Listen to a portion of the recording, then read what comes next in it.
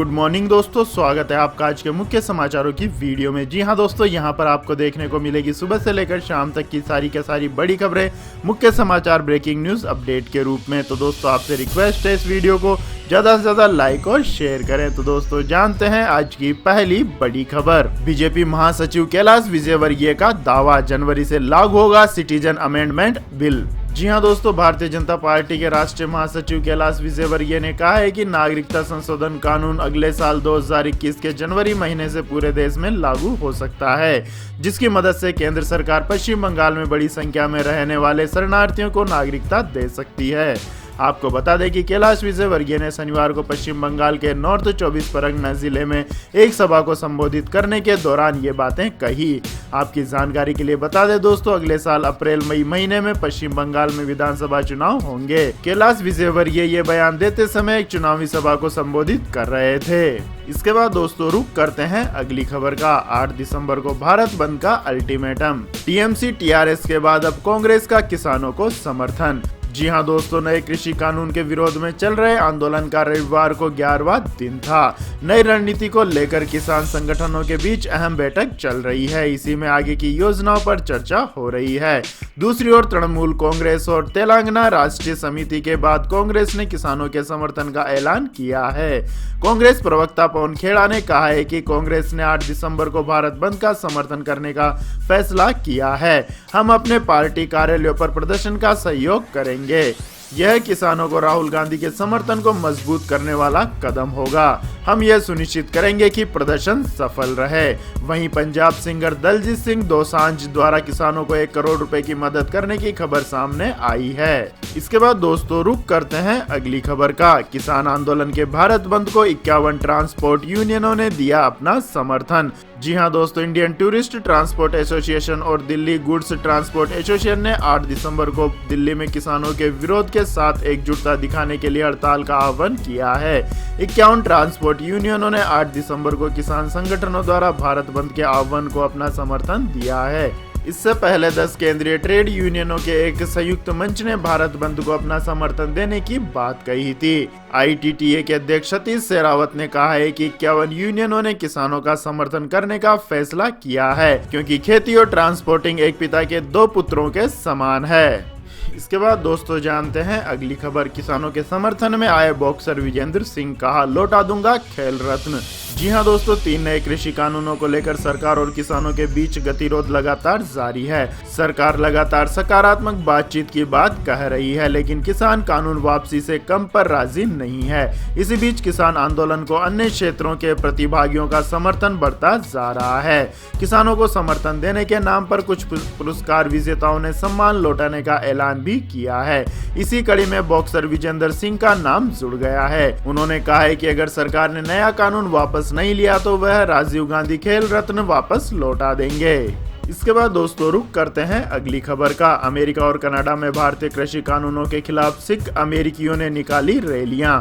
जी हां दोस्तों, भारत में नए कृषि कानूनों के खिलाफ प्रदर्शन कर रहे भारतीय किसानों के समर्थन में अमेरिका के कई शहरों में सैकड़ों सिख अमेरिकियों ने शांतिपूर्वक विरोध रैलियां निकाली हैं। कैलिफोर्निया के विभिन्न हिस्सों के प्रदर्शनकारियों के सैन फ्रांसिस्को में भारतीय वाणिज्यिक दूतावास की ओर बढ़ने वाले कारों के बड़े काफिले ने शनिवार को बे ब्रिज पर यातायात बाधित कर दिया। इसके अलावा सैकड़ों प्रदर्शनकारी इंडियानापोलिस में एकत्रित हुए। इंडियाना निवासी प्रदर्शनकारी गुरविंदर सिंह खालसा ने कहा है कि किसान देश की आत्मा है, हमें अपनी आत्मा की रक्षा करनी चाहिए। अमेरिका और कनाडा के कई शहरों समेत दुनिया भर में लोग उन विधेयकों के खिलाफ एकजुट हुए हैं जो भारत के कृषि बाजार को निजी क्षेत्र के लिए खोल देंगे, जो बड़े कॉर्पोरेट घरानों को स्वतंत्र कृषि समुदायों का अधिग्रहण करने की अनुमति देंगे और इससे फसलों के बाजार मूल्य में कमी आएगी।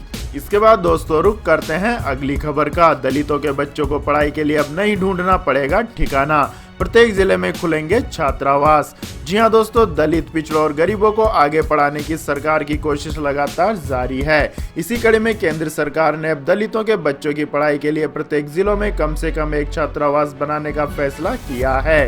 हालांकि जिन जिलों में इसकी आबादी ज्यादा होगी वहां 1 से ज्यादा छात्रावास के निर्माण की मंजूरी दी जाएगी।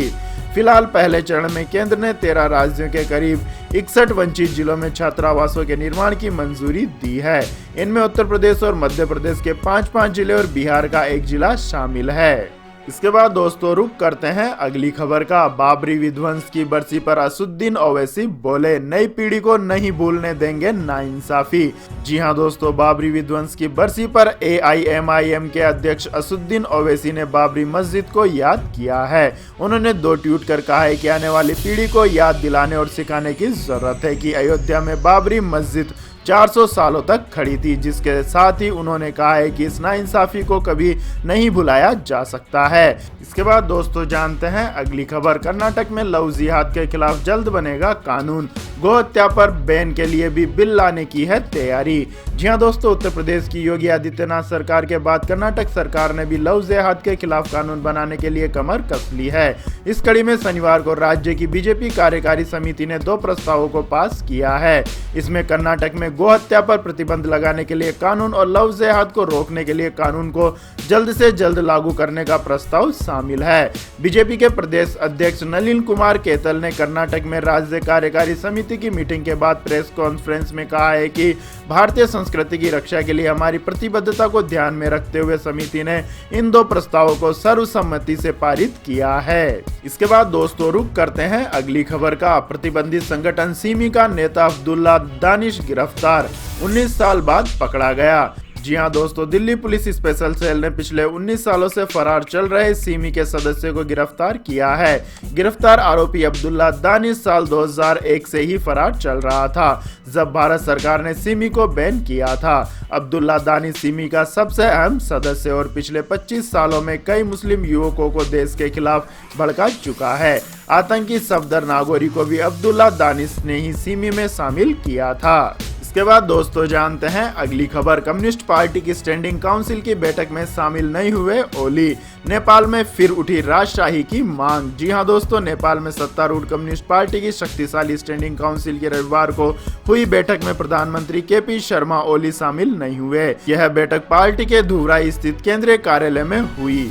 बैठक में उनके ऊपर लगे आरोपों पर चर्चा होनी थी। ओली के सलाहकार सूर्य थापा ने बताया कि प्रधानमंत्री अपने व्यस्त कार्यक्रम और कोविड-19 महामारी के खतरे के चलते स्टैंडिंग काउंसिल की बैठक में शामिल नहीं हुए हैं।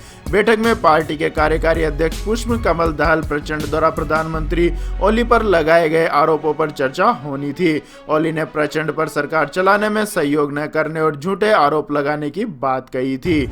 ओली और प्रचंड ने शनिवार को प्रधानमंत्री आवास में हुई पार्टी की सचिव मंडल की बैठक में भाग लिया था, लेकिन रविवार को पार्टी कार्यालय में प्रस्तावित बैठक में ओली शामिल नहीं हुए। इसके बाद दोस्तों जानते हैं अगली बड़ी खबर। फाइजर ने ब्रिटेन के बाद इंडिया में कोरोना वैक्सीन के आपात इस्तेमाल के लिए मांगी मंजूरी। जी हां दोस्तों, एक तरफ जहां भारत में बन रही कोरोना वायरस वैक्सीन कोविशील्ड अंतिम चरण के ट्रायल में है, वहीं दूसरी तरफ फाइजर कंपनी भारत में अपनी वैक्सीन लाने के लिए तैयार है।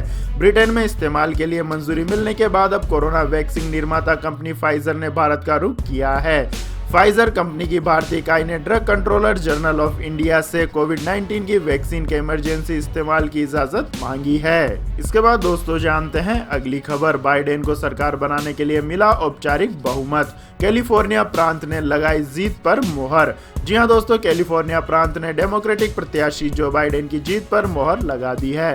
55 इलेक्टोरल कॉलेज के नतीजे पक्ष में आने के बाद बाइडेन ने सरकार बनाने के लिए जरूरी बहुमत हासिल कर लिया है। बाइडेन को 279 इलेक्टोरल कॉलेज का समर्थन मिल चुका है, जबकि जरूरी आंकड़ा 270 का है। इसके बाद दोस्तों जानते हैं अगली खबर। RBI ने दिया तोहफा, 2021 में कॉन्टेक्ट लेस कार्ड से रोजाना कर सकेंगे इतने का ट्रांजेक्शन। जी हां दोस्तों, खर्च को बढ़ावा देने के लिए भारतीय रिजर्व बैंक ने कॉन्टेक्ट लेस कार्ड के जरिए होने वाले ट्रांजेक्शन की रोजाना लिमिट में इजाफा कर दिया है।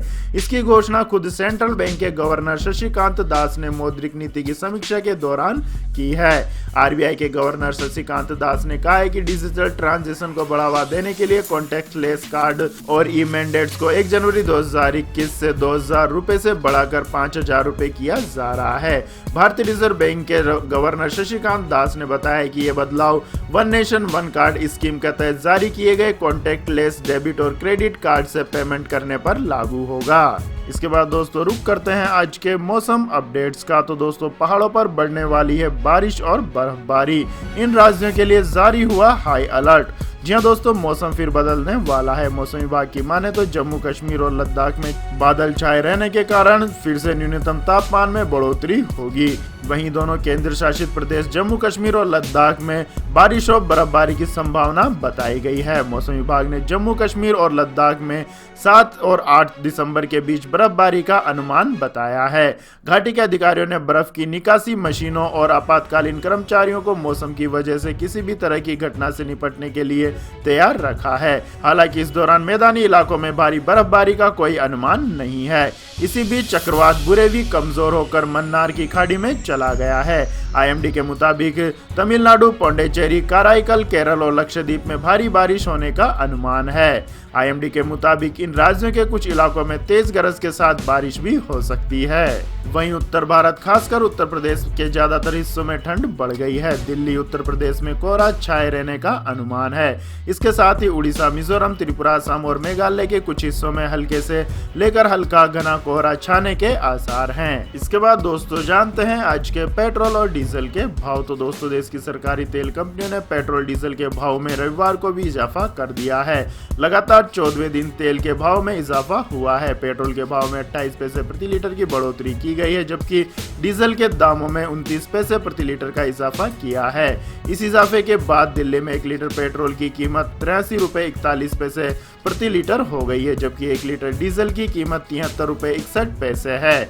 आपको बता दें कि ये सितंबर 2018 के बाद से पेट्रोल और डीजल के लिए उच्चतम स्तर है। इसके बाद दोस्तों जानते हैं अगली खबर। हफ्ते भर उतार चढ़ाव के बाद जाने कितना बदला गोल्ड का भाव। जी हाँ दोस्तों, कोविड-19 वैक्सीन के आने की खबर ने सामान्य स्थिति में वापसी की उम्मीदें बढ़ा दी है। इन खबरों ने निवेशकों को भी प्रभावित किया है। दिसंबर के पहले हफ्ते में राष्ट्रीय राजधानी में सोने और चांदी की कीमतों में मिश्रित रुख देखा गया। सोने की कीमतें इस हफ्ते करीब 1200 रुपए बढ़ी। हफ्ते की शुरुआत में सोना 47,625 रुपए प्रति 10 ग्राम के स्तर पर था, जो अब 48,813 रुपए प्रति 10 ग्राम के स्तर पर पहुंच गया है। इससे पिछले कारोबारी सत्र में सोना 48,949 रुपए प्रति 10 ग्राम पर बंद हुआ था। चांदी की कीमतें इस हफ्ते करीब 5,500 रुपए महंगी हुई है। हफ्ते की शुरुआत में चांदी 57,808 रुपए प्रति किलोग्राम के स्तर पर थी, जो अब 63,343 रुपए प्रति किलोग्राम के स्तर पर पहुंच गई है। इसके बाद दोस्तों जानते हैं अगली खबर। टीम इंडिया ने T20 सीरीज को किया अपने नाम। दूसरे मैच में ऑस्ट्रेलिया को 6 विकेट से हराया। जी हाँ दोस्तों, भारत और ऑस्ट्रेलिया के बीच खेले गए तीसरे T20 में टीम इंडिया ने शानदार प्रदर्शन दिखाते हुए 11 विकेटों से मुकाबला अपने नाम किया है। सीरीज में 2-0 से अजय बढ़त बढ़ाने के साथ ही भारत ने T20 सीरीज अपने नाम कर ली है। साथ ही भारतीय टीम ने कंगारों से मिली वनडे सीरीज में हार का भी बदला ले लिया है। तो यह थी दोस्तों आज की सभी महत्वपूर्ण बड़ी खबरें। और दोस्तों बारी आती है आज के माइंड क्विज क्वेश्चन की, जिसका जवाब देकर आप बन सकते हैं एक शानदार उपहार के विजेता। तो दोस्तों आज का सवाल है, जय जवान जय किसान का नारा किसके द्वारा दिया गया था। जी हाँ दोस्तों, अगर आपको इस सवाल का जवाब आता है तो तुरंत कमेंट सेक्शन में लिख दीजिए। इस वीडियो को लाइक कीजिए, शेयर कीजिए, हमारे चैनल को सब्सक्राइब करके बेल आइकन का बटन भी दबा लें। धन्यवाद। जय हिंद, जय भारत, वंदे मातरम।